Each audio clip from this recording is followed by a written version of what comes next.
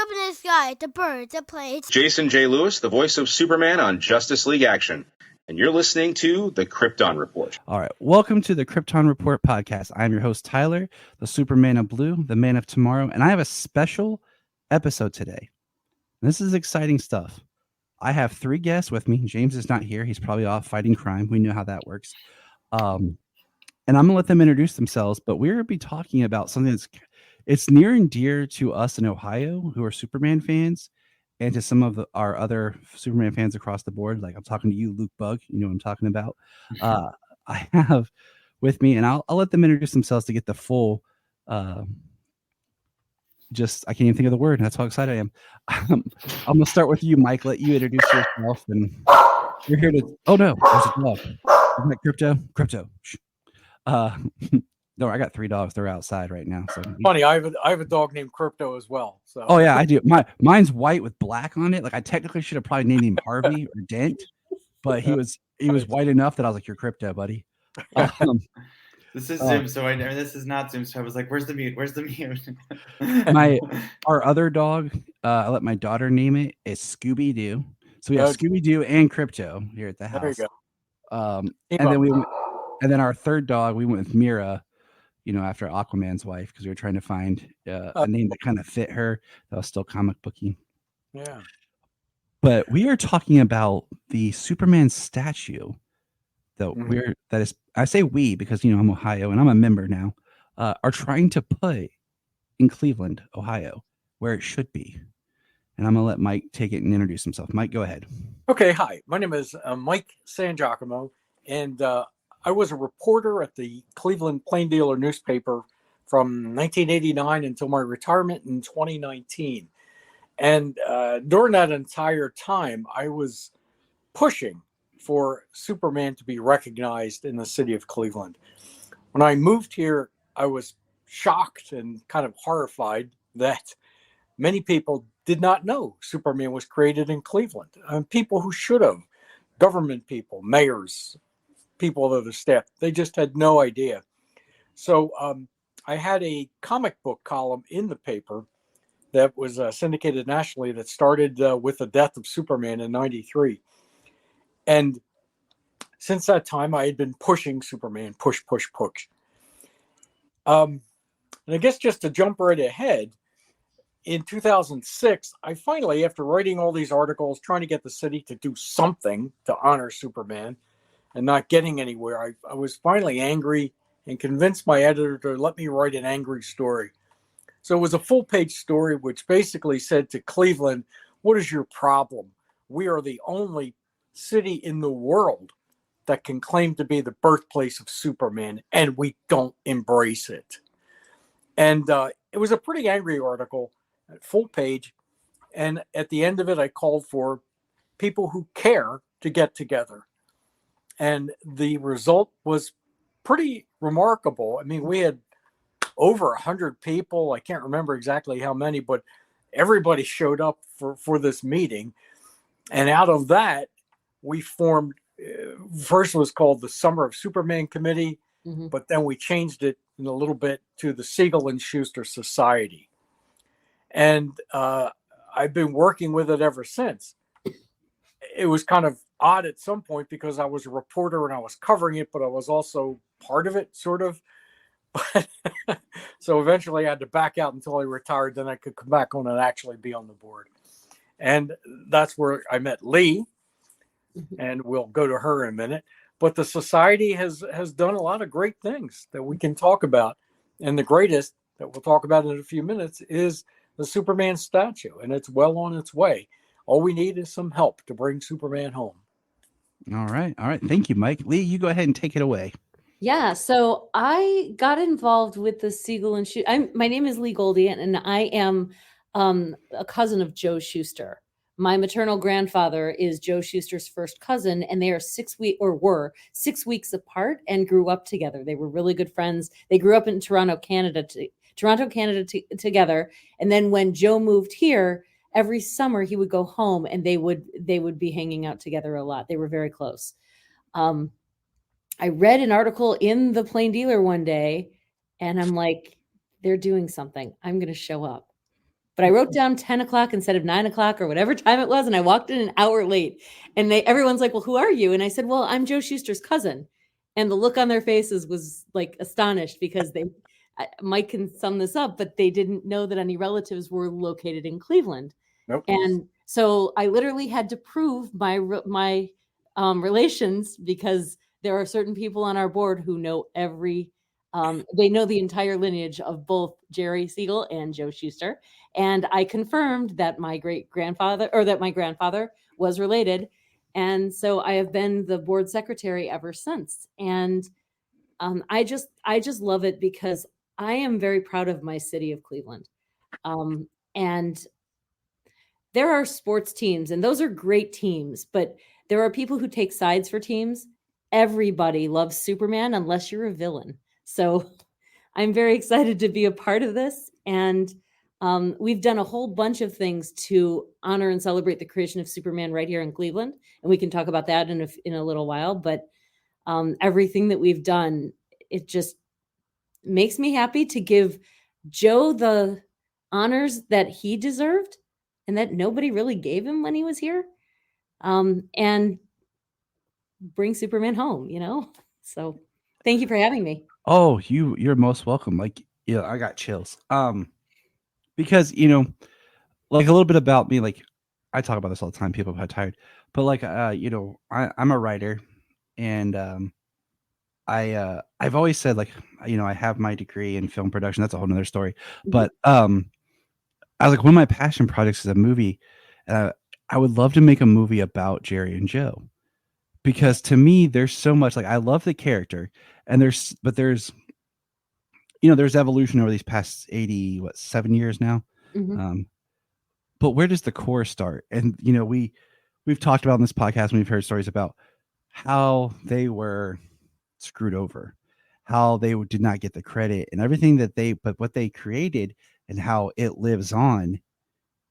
And what is the saying that the most recognized symbols is like Superman and Mickey Mouse? Superman, Mickey Mouse, Tarzan, Sherlock Holmes. There's another one. Popeye. Is it Robin Hood? I thought it was. Is it Harlan Ellison? I think says it's Robin Hood. But I could be wrong about that. I'm trying to remember. And I mean, what I love about that is you say the word Superman in any language, and as long as they have access to media, they understand what you're saying. Yeah. And that was created right here by two young guys who came up with an idea, and one was a writer and the other was an artist, and they just fed off of each other. That's what's so cool.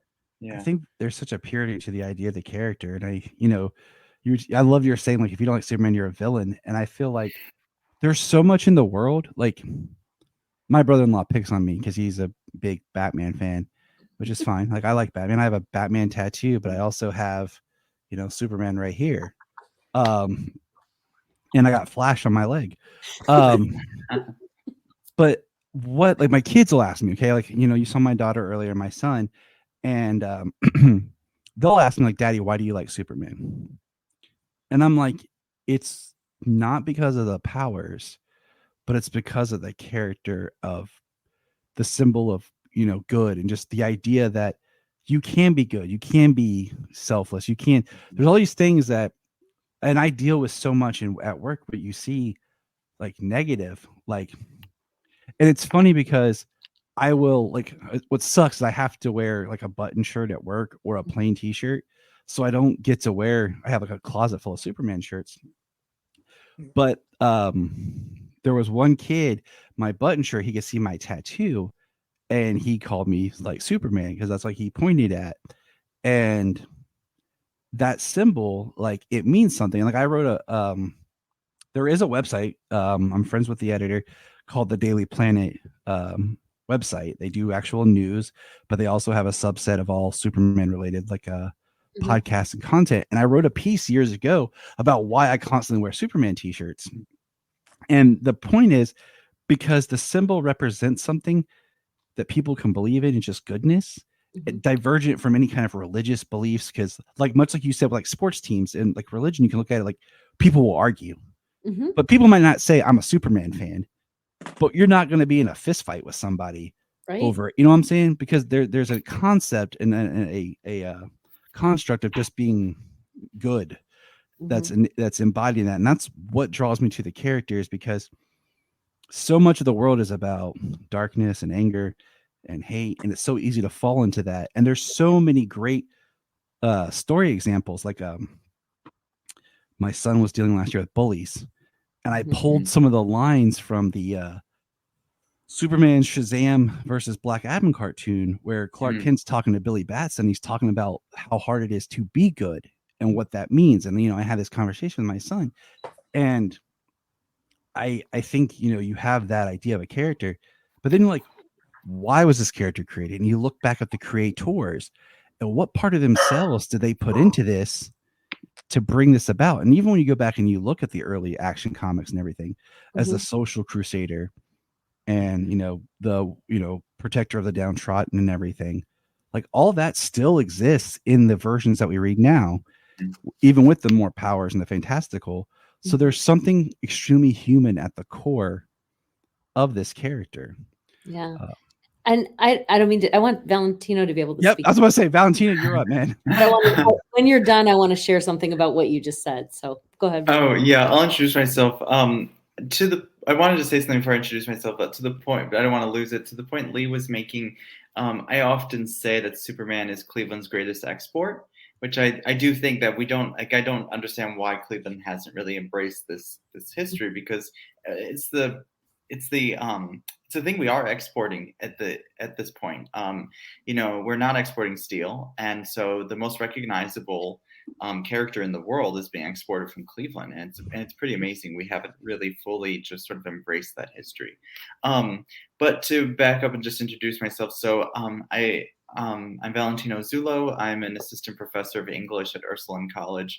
I've known Mike for 10 years. I looked it up, that the first article that when I met you was 2014. And so, and then I got to know Lee and the other members of the Siegel Shuster Society last year when I did the Superman's Cleveland project, when Siegel Shuster Society were major partners on it, supported it both financially and just through friendship. And so that was a great program. We had 26 events across the city. And there was one more thing I was going to say. Oh, and up until a couple of days ago, I was the newest board member of the Siegel Shuster Society. So we represent a whole spectrum here. But I'm relatively new. Maybe a couple months. I've been a member of the Siegel Shuster Society. Now, Valentino is a returning guest, because last year, just about this time, we did do an episode building up for that event. Sadly, I got my new job right around the time it started. I didn't get to make it out because my job was very consuming of just time getting trained and everything.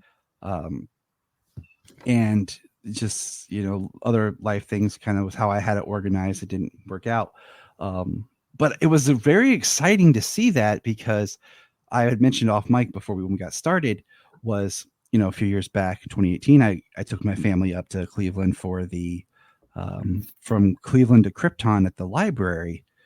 And we have tons of pictures we took that day. And one thing that's I guess I would ask you guys, or if like I'm trying to word this correctly. I just feel that it would be so cool. Let me just say this. It would be so cool if the society or whoever could, buy and keep the Siegel House and make it into a museum. Because like when we went there, like, people are living there and it's there, that's decorated outside. But I'm like, I would love to have a more historic, Superman based museum there in Cleveland, because like you have said, it is a big deal that it comes from Cleveland and, Ohio. Yeah, exactly. Lee, you had something you were going to share. I want to back up and let you. In relationship to what you were talking about how Superman is so good and he's so, he wants to help people. And then you were talking about your son being bullied. That's what I love about Superman the most. Clark Kent is a regular, ordinary person, and anybody can be Clark Kent. And So if anybody can be Clark Kent, in my opinion, if you tried, anybody could be Superman. And we just need more people to be doing that. I'm not saying you're going to fly around the world and Right. save someone from an earthquake, save Lois from an earthquake, but how can you help other people? It can be a small way to help, it can be a large way to help, but how can you make a difference without asking for anything in return? Because that's what Superman did. Does. that is like, that's one of those things, like when you see videos of people online who are like doing nice things, or like, Mhm. hey, look at me do this. I'm like, why are you doing that? Like, for attention? Like, you know what I'm saying? Like, not saying I'm Superman or anything, but like, my wife's like tried to get pictures. Like, I've like just helped people randomly with stuff, like small stuff, you Mhm. know? And I'm like, you don't have to post anything about it. Like, I don't do it. Like, I don't do these small things, or I don't do stuff for attention. I just do it because it's the right thing to do. Right. And like, that's the funny thing that I like. Okay, like, I know it's not about me, but it's my podcast. But like, people will argue like Superman's so hard to relate to, and I'm like, except for the fact like I don't have superpowers, I find him very easy to relate to. He's just a guy who wants to do the right thing and tries to do good for everybody and be an example. So, like, I mean, that's what makes the character great. But all right, question time. You asked me this when we started, Lee, but I'm gonna go around. Mike, Yo. favorite Superman? Well, let me say this too. When you say favorite Superman, you talking about actors or comic books, comic book writers, comic You book can artists? take it however you want, whichever Well, one my speaks to you the most. favorite writer is Alan Moore. I mean, the Mm. he did Superman. He did it so well that it's never going to be surpassed. I mean, his Superman was the Superman, and my favorite artist would be Neil Adams. I mean, I love Neil's Superman. Of course, I love the original Superman as well, Lee. I love that, but my era Good answer. it was Neil Adams came along just as he did with Batman. I mean, he just came and he just took Superman and just made him real. Mm-hmm. In movies, I'm easy. I think they all did a pretty good job. I think the directors kind of went way off course a few times, which is kind of sad.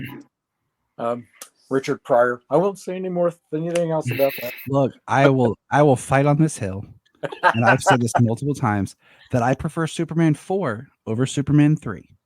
No, that wasn't much better, to be honest. But I feel like Superman 3 was like two movies being forged together. Yeah. Concept and ideas, because there's great parts in Superman 3. Parts, yeah. Like, there's great scenes and ideas, but then there's stuff I'm like, what is this? Plain stupid. Yeah. Well, could be said for all of those early Superman movies. I wish a good editor would have come in and said, look, we don't need this junk. We don't need Otis acting like a bumbling idiot. We don't need these things to make it silly and drag it down. But I'm willing to watch anything that they're going to do. I mean, I'm always amazed at what they can do in the movies. It's like, and I'm amazed that somebody actually wrote those scenes and put that movie together. It's just, I'm always impressed. So I can't wait to see the next one. Yeah, me too. I have a box. You can't see it right here. That since they announced this new Superman movie, I've been making my kids save their change with me. We called it the Legacy Box when the movie was announced as Superman Legacy, and we're not gonna like count it until like spring of next year, so we can start buying new merchandise. Cool. That was our family project. All right, Lee, your favorite. So first of all, like Mike said, well, like Mike didn't say, but sort of said. My favorite Superman is Joe Shuster's Superman because he's my cousin and that's what he created. And it is an iconic character that will live forever. And that's why I love his Superman the most. But when it comes, I'm the movie person. So Christopher Reeve is my favorite Superman because I will never forget him as Superman.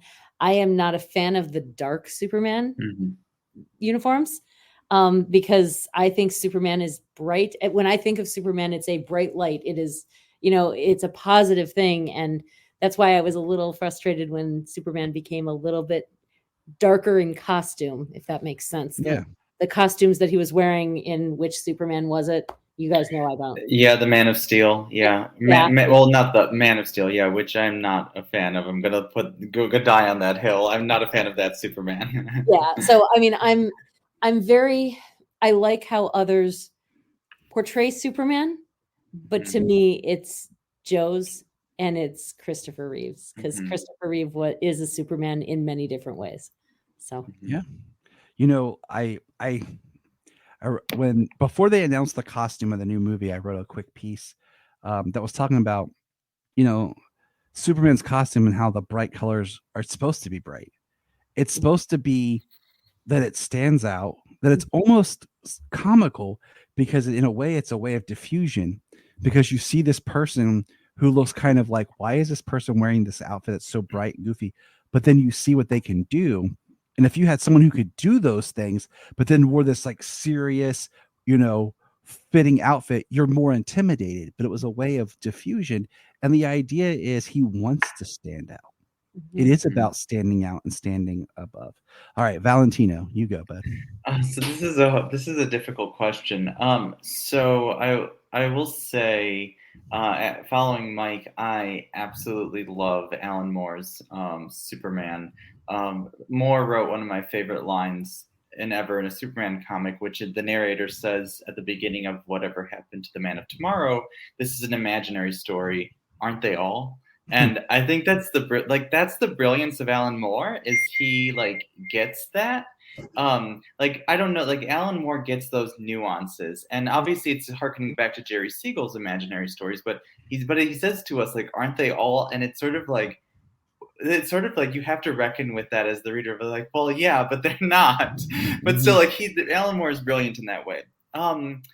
So favorite one of Whatever Happened to the Man of Tomorrow, and for the man who has everything, some of the best Superman stories ever, period. No question. Siegel and Shuster, obviously, I love them because they created the character, and their brilliance, I think, is in the compression, that in a single page they were able to establish an entire genre, right? On that very first page, they line up the mission, power, and identity that will define the genre for 86 years now. Favorite, and I have a bunch of favorites. Favorite contemporary person, though, I have to say it's Mark Waid, contemporary writer, by far. I think he gets Superman, and along with Waid, I would say Dan Mora might be my favorite Superman artist right now. Dan Mora has impressed me so much. Yes. I had read it before. I went back and bought his Klaus as a yearly Christmas read. But his art is just, I don't know, it's blown me away. It's become so, I don't know. It's like classic, but it has his own new sense to it. I don't know, it really works for me. And Mark Waid is an amazing writer. I've had the privilege of interviewing him twice. I will get to talk to him a third time later this month. Oh, tell him I said hi. Well, Mike and I both know him, so and Lee had dinner with him, so we actually all know him. Yeah. I'll just be name dropping, hey, Mark, check this out. We know some of the same people now. That's right. Yeah. Mark, I think 4 times I've gone up against Mark in a Silver Age trivia contest, and I had 2 other people with me, and he killed us every time. Oh man, I mean, you are always the one who beats everyone, Mike. I'm impressed. He knows everything. Yeah. I mean, I got the book on my shelf, the 100 and some Superman things to do before you die or something like that. Okay. And it has the forward with Mark Waid writing about it.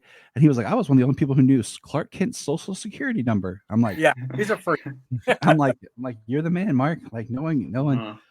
Later next year, we have a podcast planned where we're going to do a debate. And it's going to be Superman Birthright versus Superman Secret Origins. Because those seem to be the 2 more common new origins for Superman that people argue about. So I'm excited. I'm going to be the narrator on that one, just because I wanted to see other people argue. I will say, just to throw it in there, because I had fun with this at the trivia we did in Cleveland with Mark Wade. I did ask a question that stumped him, and he knew something very specific about the issue, but he didn't know the answer to this. So he said, I asked him in Paul Kupperberg and Carmine Infantino's relaunch of Supergirl in 1982, I think. I think it's 1982. Supergirl goes to college, and I asked, what did she study? And he knew her address because it was John Ostrander's address, but he didn't know what she studied. And I was pretty proud of myself that he knew everything about that issue. Know that either. Yeah. It's psychology for anybody that doesn't know, because I'm sure this is not an issue that a lot of people read, but I was intrigued by that she was going to study psychology. Oh, I'm cutting the psychology part out and just drop it so that I'll know this, and all the listeners will be like, what is it, Tyler? I'll be like, ha, I know this now, and you guys don't. Yeah. So that'll come for our next trivia night. And it's Carmine Infantino art. So the story's good, but it's Carmine Infantino art, and I just highly recommend just flipping through those issues. Yeah. Yeah. I got one other thing to say about whatever happened to the Man of Tomorrow. Yeah. For about 10 years, I taught history of comics at Case Western Reserve University, taught a class. And so I would force these kids to read all these graphic novels, the trade paperback collection. Good man. And one day I was doing a list of what they would have to read. And it turned out that every book I gave them was an Alan Moore book. And I thought, I can't do that. So I had to take a lot of. But when we did Tales of Tomorrow, whatever happened to the Man of Tomorrow, we're going through the book in class, and I'm talking about it. And I get to the point, and you can relate to this, where Crypto dies in that. And every time as we were talking about it, I choke up every time. And the kids have gotten used to me choking up because I did it every now and then. They go, oh, there he goes again. Must be a dog. Shut up, you brats. So, but that remains like my favorite. I've read that 100 times. Yeah. That it's a great story. And I will say this from a point of ignorance. When first time I read it, I was too young to read it because I didn't appreciate it. I was like, I didn't like it. And I was kind of down on it. And then it's been maybe 5 years. I went back and I bought, they put out a new hardcover edition, and it had For the Man Who Has Everything as part of it. And I reread it, and then I kind of meditated on it. Right. And I feel like it really is a great story. Yep. But it's a story that if you read it too young, you won't really you gotta understand it. Like you gotta have read all those stories over the years. Because they related of them that it really hit you then. And then, because part of what I always had issues with was the idea of, in my mind, my Superman, I'm not gatekeeping, but whatever, he would never give up. He would never stop being Superman. So I always kind of wrestle with the idea of him giving up his powers and stuff at the end. But then looking back at it later, it's like you said, Valence, at the beginning, it's an imaginary story. It's some and as I've gotten older, I can appreciate that because I'm not so much this isn't how it's supposed to be. To that point, I think it was Mark Wade when he was here that said this to me. That 2 months is a blur, but he said something to the effect of there's 3 levels of comics fans. When you start off, you're everything is great. And then a couple of years in, you're no, you need to read this very specific random issue from this one time.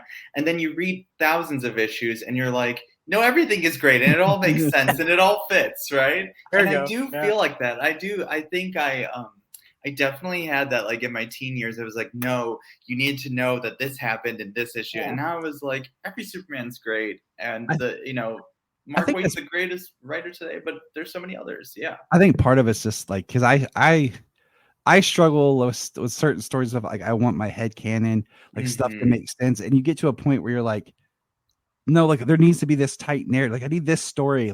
This is what it's supposed to be. But then after a while, you're no, it's okay. It's okay. It's story to grow on it and change things. So that's kind of our Superman just in a nutshell talk. So now let's talk about Cleveland, for example. Last year you had the Cleveland Project Superman. before the idea of the statue, what other things has Cleveland done to honor the character?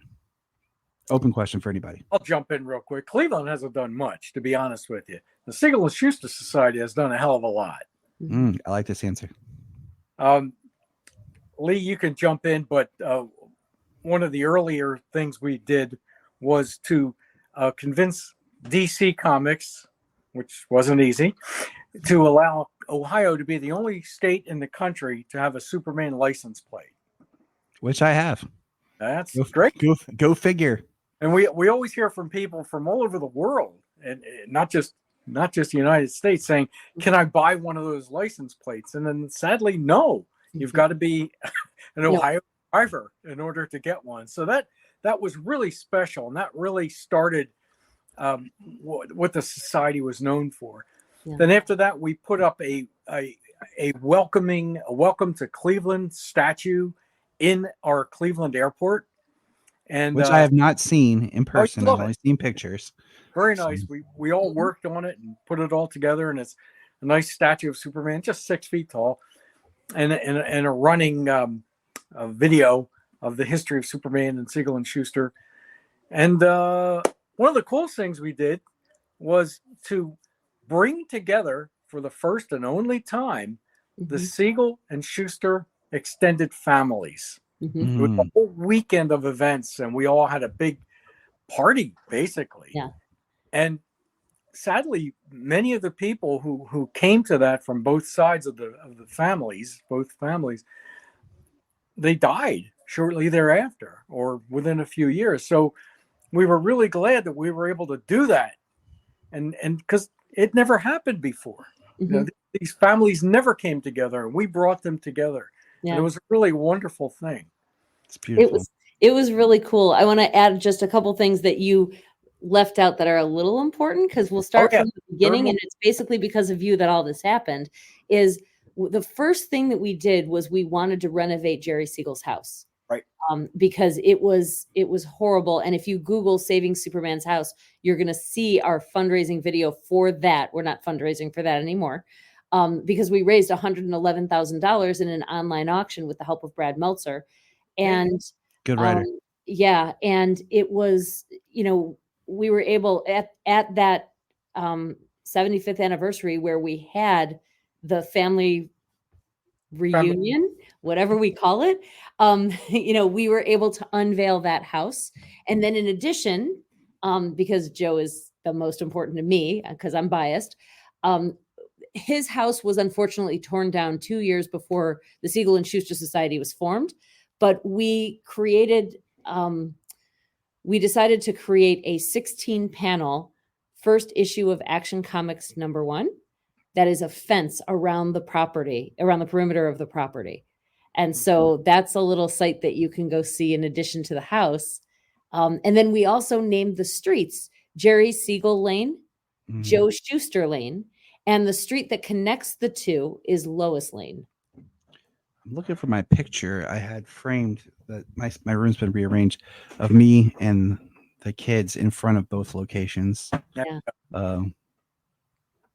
It was just one of my, that was a really big thing that we did. And then we did a whole bunch of things with different organizations throughout Northeast Ohio, like with the Great Lakes Science Center and NASA. We had the Science of Superman presentation. That's and cool. We had a summer reading program with the Cleveland Public Library before we had the display that you got to see. And we work with the Maltz Museum because that has a Superman exhibit there. And Brad Ricca and I, and then Mike has led it with me, created a History of Superman in Cleveland tour, which we don't do it very often, just because this is an all-volunteer organization and we need to get a bus filled with 30-some people in order to do it. But we do a History of Superman in Cleveland tour once a year for a school that's nearby. That's awesome. Yeah. I said this earlier, when you open up the membership, I joined, I got my membership card, and I find it very exciting because I do want to be a part of things. And I know that some of my fellow Superman colleagues will say, Mhm. are very much champions for the character and things. And um, I just I don't understand when you have this history, Mhm. like there's little towns around here that like cling to their history of something that's so insignificant, Right. Mhm. like first traffic light in Ohio, like whoa, and I'm like, but like That is cool. I kind of like that because it causes law and order. But I agree with you. Like, why aren't we recognizing Superman? Because his name is known on every continent. Everyone likes him, and look at what he has done in so many different ways. I mean, there's so many. With your question earlier, who's your favorite Superman? There's so many different choices. yeah, it's and I had the pleasure of talking and doing an interview with Ed Gross before he released his book, Voices from Krypton. Mhm. And he said, you know what? They're all my favorite. I go with the character. And I'm not completely against that. I shared that right now Tyler is my favorite because I connect to his version, being a father of two and being where I am in my life, and I connect with the character that way. Let me ask, with the recent production of Superman that was filmed in Cleveland, was there any interaction with the society with the production team? Well, we tried, but no, Mm. not really. Unless you had some. There was No, the only thing that I've heard is that Laura and her yeah, son came into town and that's the were first people, Jerry's daughter, who's Mhm. a big booster of the society. yeah. Do either of you know anything about what she did when she was in town? Because I don't remember. Other than visiting the set, I'm not entirely sure. I know that she was able to visit the set, and I know that her sons had met with James Gunn at one point, but no. So we were not involved, other than just being just high, like just celebrating the fact that it was being filmed in Cleveland, which we're very proud of. What's funny is, like I told you, like I want to make movies, and I always said to myself, like, I would film something of Superman in Cleveland. I Hmm. always said that because, like, and where Mhm. I live now, I was like, I was, there's a school. It looks like an old school from like, they're getting ready to tear it down, sadly. But I was like, this would make a perfect Smallville Mm. school because, like, where I live, it's all cornfields and stuff. Mhm. So, like, I was like, I would film in Ohio to honor the creators, and then James Gunn beat me to it. So. Well, if anyone was going to beat you, it's James Gunn. I think it's all right. I'm cool. I'm cool with it, but Yeah. I just feel like you have a character, and honoring, the character is important. And it's like I told my kids, like, if you discover a character or something that you like that's now, it's important to go back and at least understand the origin. Like when I was watching the Kirk Allen serials, my kids were like watching a little bit, and you could tell they weren't really into it, and they're like, "Okay, Dad." And I'm like, it's important that I experience this if I'm a fan of the character to understand the evolution of where it's come from. So speaking of evolution, let's talk about the statue.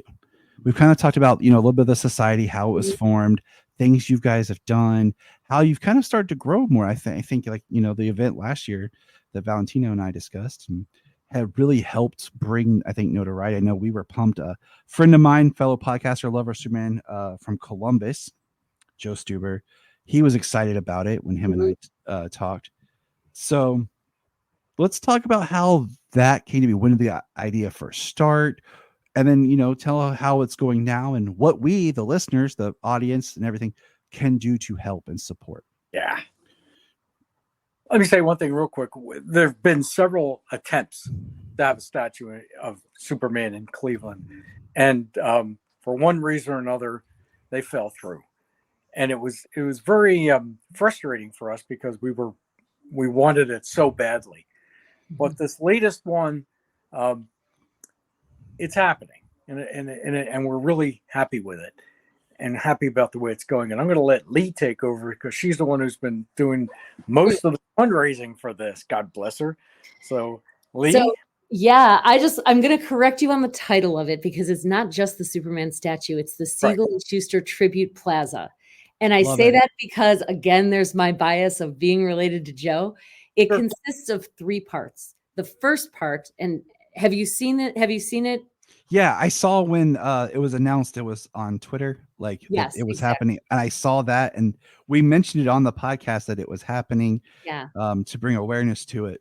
So The three parts are there's the statue of Superman flying on top of a pylon, like an 18-foot base, 18.6 foot base. And then there are 3 6-foot bronze, or almost 6 foot, because Joe is kneeling, but bronze statues of Jerry Siegel, Joe Shuster, and who's kneeling and drawing the issue of Action Comics #1, and Joanne Siegel, who is the original model for Lois Lane, who great answered. trivia. Yeah, exactly. And then the third thing is a phone booth. So there is an actual phone booth. It's stainless steel phone booth that is Precious pile of clothes outside it. yeah, I mean, we're creating everything to show that Clark Kent was here. And what the coolest thing about it, when Jerry and Joe were young, they used to take the streetcars down to the art museum and the library. And this is a place outside the Huntington Convention Center, which is in downtown Cleveland at the corner of St. Clair and Ontario. It's a place where you can go and sit and just dream. You can create whatever comes to mind just from when you look at Superman, what do you see? And everyone's answer is going to be different, just like everyone's favorite Superman answer is different. But this is a really big deal. It's not just the Superman statue, it's the whole history of Superman, and it's right here. So I'm just really excited about it, and we just need help fundraising for it because it's a big deal. I'll let Valentino talk a little bit if he wanted to add anything, but I can tell you more about that in a little while.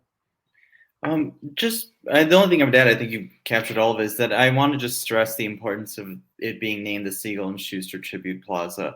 I think one of the reasons I'm invested in, outside of it being just Superman in Cleveland, is that we're really highlighting the creators. Because I think one of the greatest disservices that the comics corporations have done to comics themselves is that they don't really value the creators. That's why I focus on naming creators and making sure that that's always out there, because they didn't just appear out of nowhere, right? These are and they need to be recognized. And so that's like what's really important to me, like why I'm interested and invested in doing this, is that these creators should be recognized for their work. To this day, I mean, creators are paid better than Siegel and Shuster ever were, but not enough.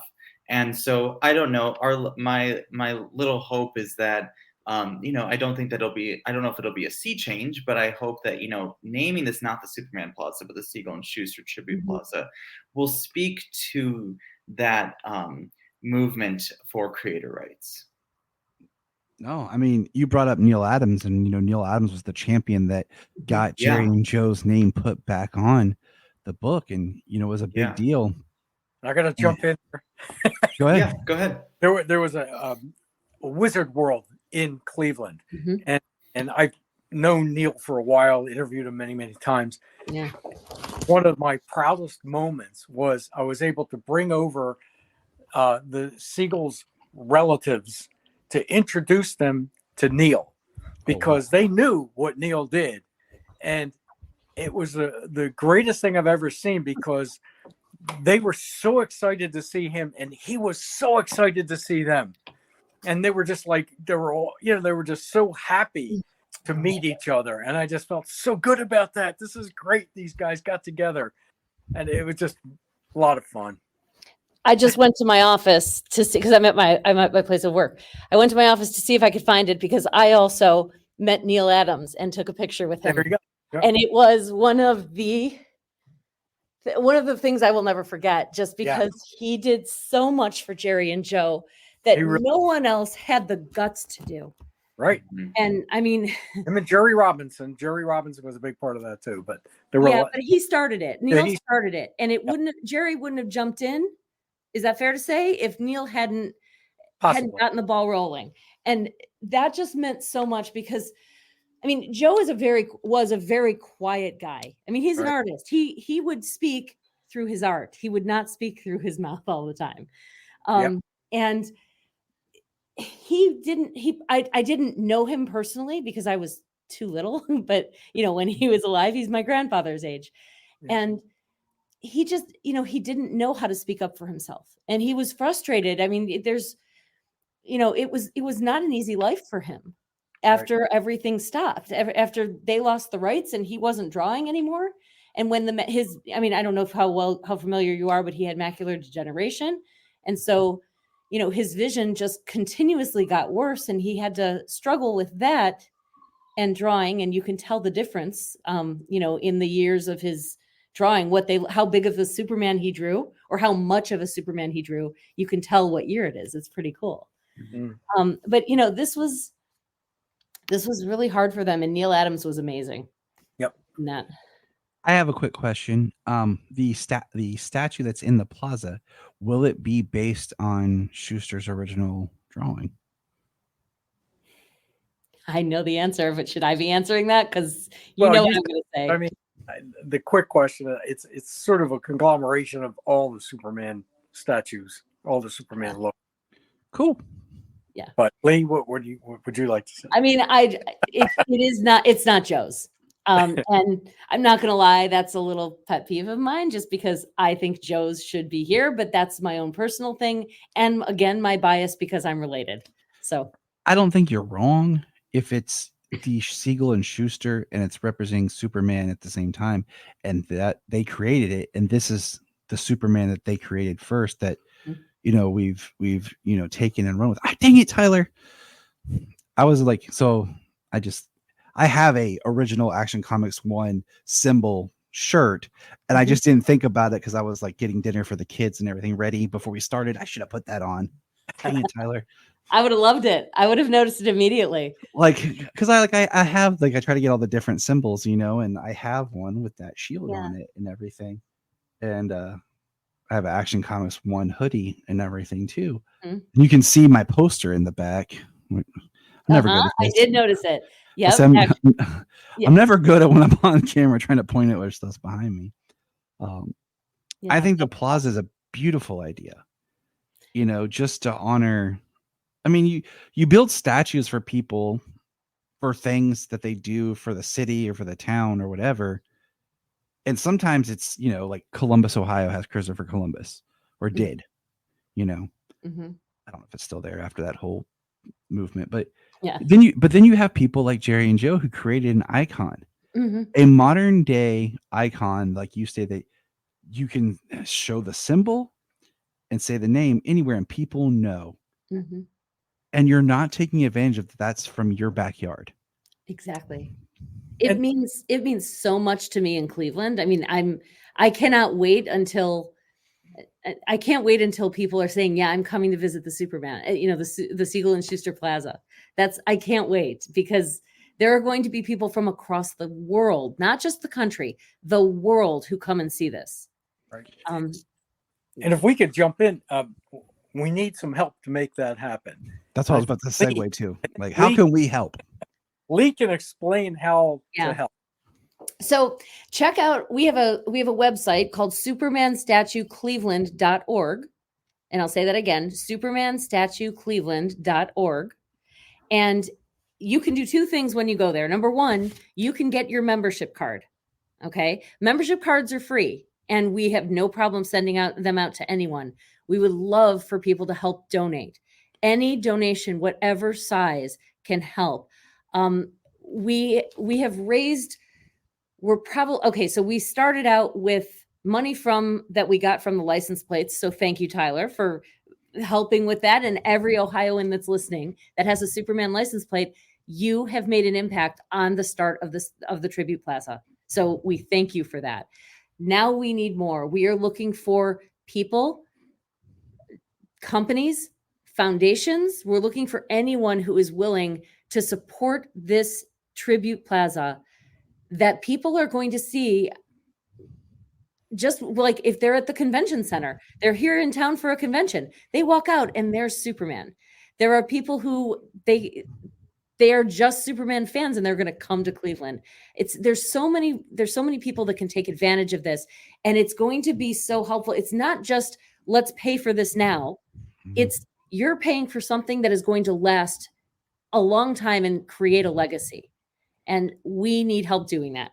And anybody who makes a contribution will get a nice letter from us, suitable for framing, saying that I helped build the Superman statue, or words to that effect. I mean, it will be from us officially. So that's going to be pretty rare. Yeah. I hope too rare. You were talking about the legacy aspect. I remember my dad was in the Navy. My dad was born in Ohio, and my dad was from the Navy in the military. So we moved a lot. So when people are like, where'd you grow up? East Coast.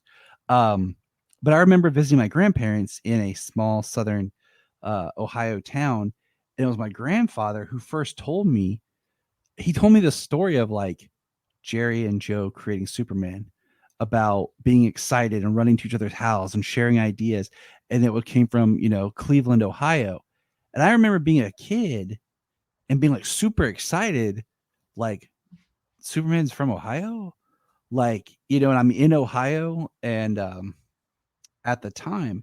And I think that resonates. Like my co-host, James, who hilariously we met online on Facebook because he found the podcast, lives in Toledo. Okay. So what was it that like, he's like, one day he messaged like, hey man, I'm enjoying the podcast. Did you stop putting them out? And we started chatting. I was like, do you want to come on and do an episode? Then we realized we have a lot in common. He lives in Toledo. You know what I'm saying? Like in the same state. And, just my original point lost, but the idea of that shared excitement of Superman in Ohio. You guys speak the language of Superman, and that's what's cool, because not everybody does, right? Mm-hmm. You guys know you guys know the language better than me. I just know about the creator stuff, and I know what we're doing as a society and how we're trying to help. But you guys, that's something that you guys could talk for hours. Like the trivia contest that you participate in, that happens all the time. Mike's always talking about doing them, and he's always talking about how he's going to be the winner, and then he's not. You know what? I would love to. Hey, my friend jokes with me like, so much. I'm like, yeah, but there's a lot I don't know, and that's okay. Like it's fun to learn new stuff.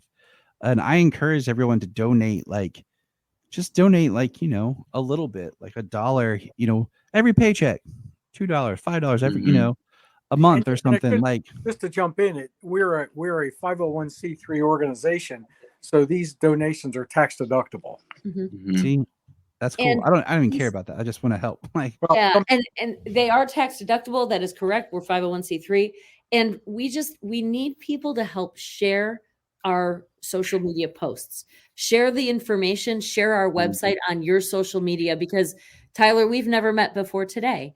And we have some similar friends like Valentino, but we also have, very many different friends because we live in different places and know different people. And you never know who you're going to encourage to be a part of this. And that to me is a lasting legacy. I helped create the Siegel and Shuster Tribute Plaza. That's a big deal. Yeah, it is. I don't know what more we can say to them. Just think about everything like you've created, or if you are a creative person, you're someone who likes to write. Like I have a story. I won't go into detail. I was in a band. We recorded. We got screwed over. Our songs ended up on another band's album. We spent 6 years in court. Like I don't talk about it a whole lot. So I understand the idea of being creative and then having something that you worked on kind of being taken from you and then repurposed and feeling, lost about it. And so for anyone who loves art or even comic book fans in general, because if you love Marvel, if you love Image, all that, you don't get there without Superman. Mm-hmm. Right. We don't get to where we are without this character. And just a small contribution just to help realize that how important the artists and the creators behind this work are can go a long way to inspire the next generation. Because I feel like that's something I always talk about. Like if you listen to me, especially when I talk about these characters, is I will use terms like family accessible or something like that, where these characters should be that kids can watch it and and be a part of it and not be alienated by it. No child should be unable to see a Superman thing. I have had a blast the past 2 summers watching the new My Adventure of Superman with my children. They loved it. They would be the ones first to say, Dad, new episode, let's watch it. So to me, if we're not inspiring the next generation with the character that is about aspiration and hope, then what are we doing with this wonderful character and image that we have? Mhm. So that's my sales pitch to Yeah. everybody out there. And I'm going to say one more thing, if that's okay. We have one theme, and that is bring Superman home. Mhm. Bring him We on. need your help to do that. And so, any donations, if you know people who would like to donate, please share it with them. Any donations are going to help us make this possible. One reminder: the Siegel and Shuster Society is an all-volunteer organization. We are not getting paid for doing this. We are not taking your money and using it to live a great life. We're putting all of this money that we get into the creation of the Siegel and Schuster Tribute Plaza. So Mhm. 100% of your donation is going to this plaza. So we appreciate any help you can provide.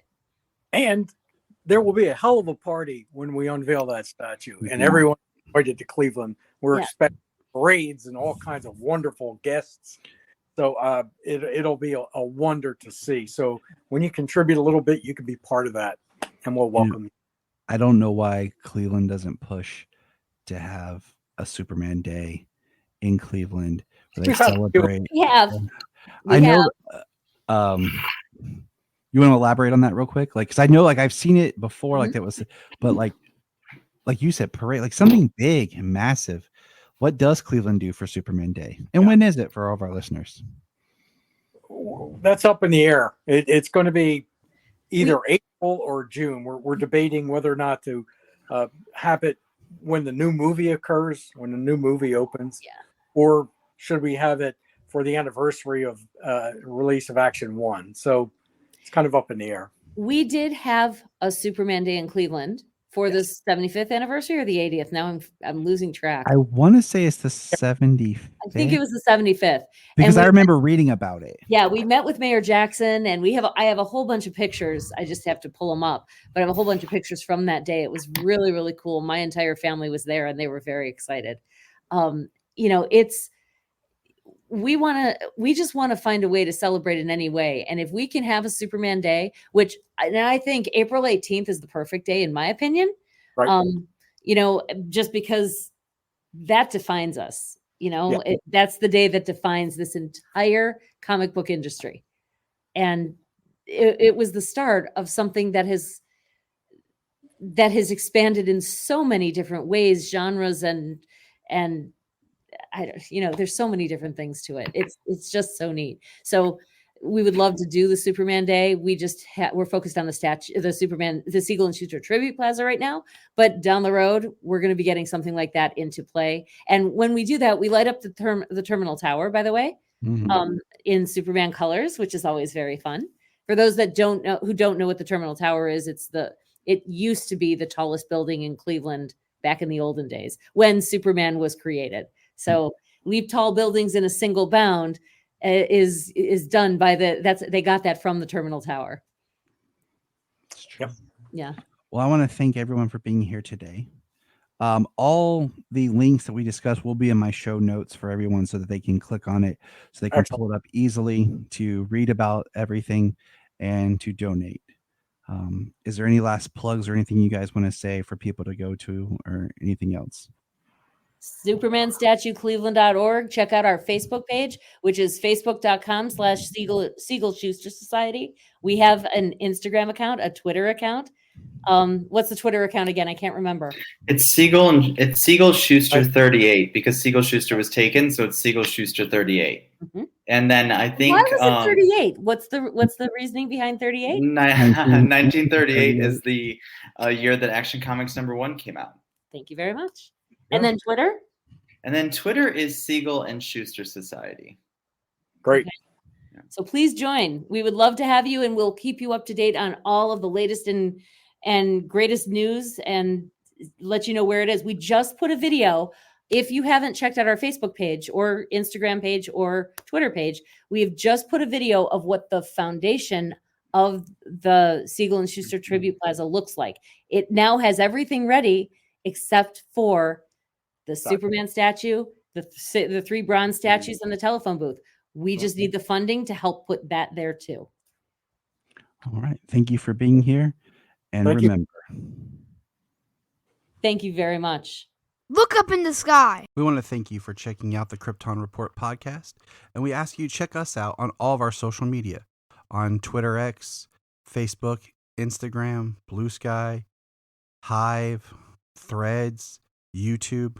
We're everywhere. And if you want to be a guest on the podcast, just send us a message and let us know. If you are like Tyler and James and can't get enough super talk, check out these other podcasts.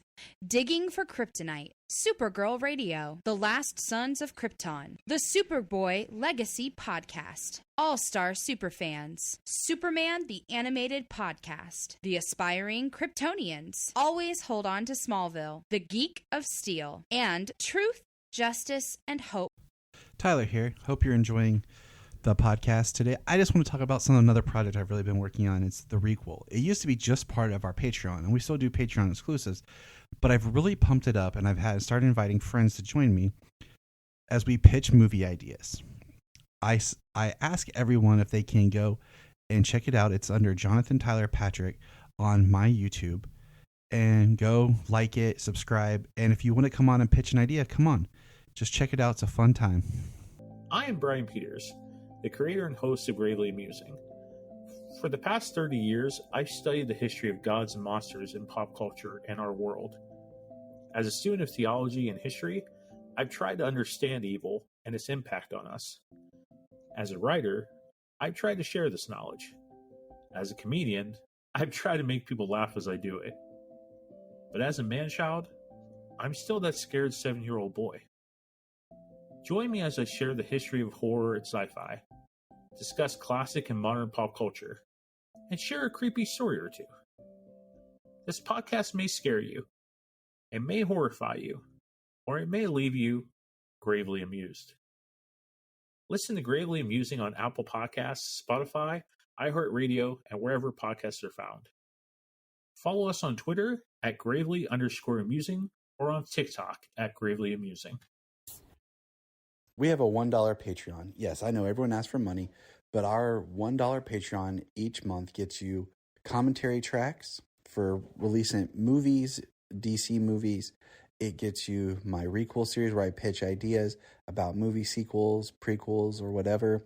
It also gets special bonus episodes. So check that out for $1 a month. That's all we ask. Keep it cheap, keep it simple, and help us keep going.